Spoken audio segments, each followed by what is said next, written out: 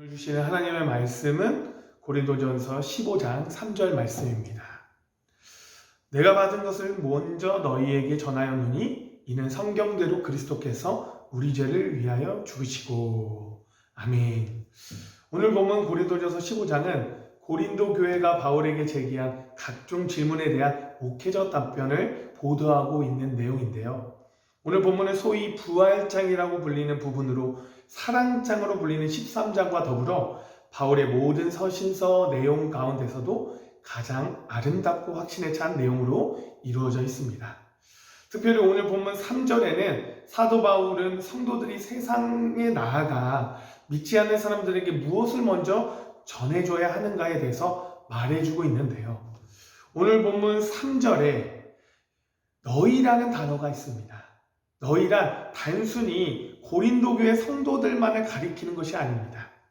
고린도에 이르렀을 때 만난 그 지역 모든 사람을 일컫는 말입니다.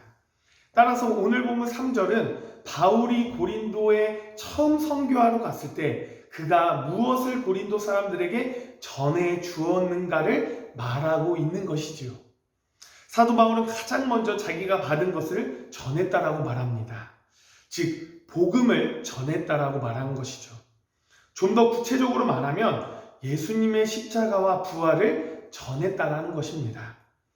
여러분, 선교사가 선교지에 가게 되면 먼저 해야 할 일이 얼마나 많겠습니까?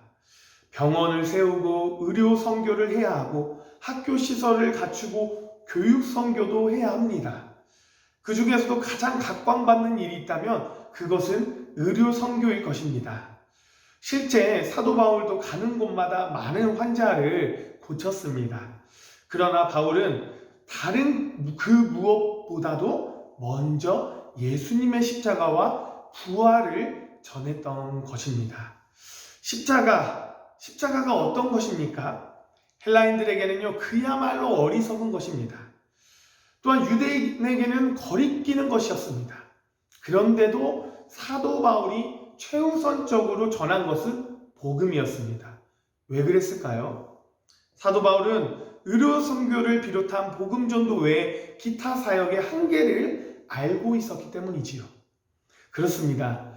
여러분, 의료 선교라든가 기타 선교는 일단 대단히 효과적으로 보일 수 있습니다. 하지만 항상 효과적으로 보일 수 없고 결과까지도 늘 좋은 것일 수 없습니다. 여러분, 루스드라에서 안진뱅이를 고치고 난 다음에 결과를 볼까요? 처음에는 사람들이 몰려오고 마치 바울과 바나바의 말이라면 다 받아들일 것처럼 난리가 났습니다. 하지만 복음의 결실은 거의 없었습니다. 도리어 안디옥과 이고니아에서 온 이 유대인들로 말미암아 바울과 바나바가 가사 상태까지 갈 정도로 얻어맞았습니다. 그렇습니다.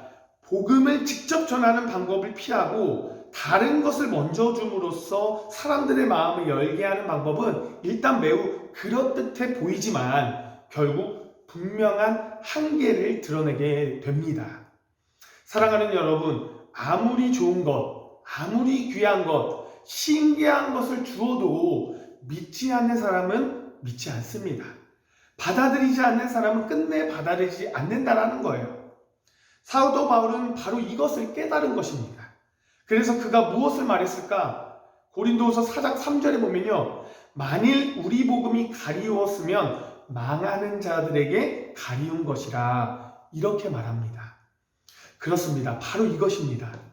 복음만을 전해주는 것이 다소 어리석어 보이고 시대착오적으로 보일지라도 복음을 받아들이지 않을 사람은 이러한 방법이 아니더라도 받아들이지 않는 것입니다. 하지만 받아들일 사람은 어떻습니까?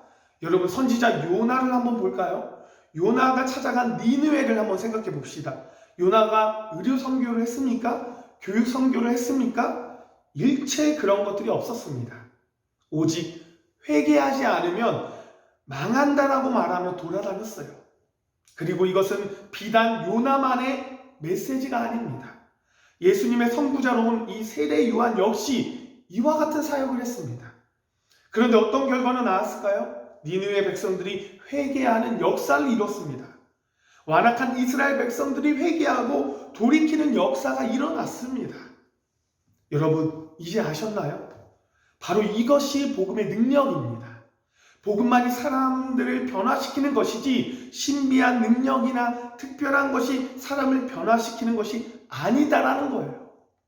지금 사도 바울이 이 말을 하는 이유가 무엇일까요? 당시 고린도 교회 성도들이 깊은 착각과 오해 속에 빠져 있었기 때문이지요. 자신들의 은사와 능력이 사람들을 변화시키고 전도도 가능하게 하리라고 생각했던 것입니다. 사랑하는 여러분, 오늘날 우리가 갖고 있는 생각과 흡사하지 않습니까? 초자연적인 능력을 보여주면 혹은 먹을 것을 주고 약을 주면 사람들이 돌아설 것이라는 생각이 우리에게도 있지 않냐라는 것이에요. 그래서 복음 전파를 위해서 능력을 달라고, 물질을 달라고 협박하듯이 하나님께 구하고 있지 않나요? 물론 우리는 그런 것들을 줄 수 있어야 합니다. 왜냐하면 그리스도의 사랑이 그것을 우리에게 강권시키기 때문이죠. 하지만 분명한 것, 결코 기적이나 능력이나 빵이나 약이 사람을 구하는 것이 아니라는 사실을 기억해야 합니다. 복음만이 사람을 구할 수 있는 것입니다. 믿으십니까? 그러므로 무엇보다 복음을 전하는 일에 최선의 노력을 기울이는 저와 여러분이 되시기를 간절히 소망합니다. 기도하겠습니다. 존귀와 영광을 받으신 하나님 아버지, 오늘도 하루의 첫 시간을 주님께 드리며 예배를 드릴 수 있게 주님을 감사를 드립니다. 주님, 우리가 사도 바울이 말한 복음만을 외치는 자가 되기를 원합니다. 기적이나 능력이나 빵이나 약이 사람을 구하는 것이 아님을 우리가 인정하고 오직 복음만을 생각하며 복음을 전하는 일에 최선을 다하는 우리가 될 수 있도록 우리의 모든 것들을 주관하시고 우리의 인생을 붙잡아 주시옵소서. 이 모든 말씀 예수 그리스도의 이름으로 기도드립니다.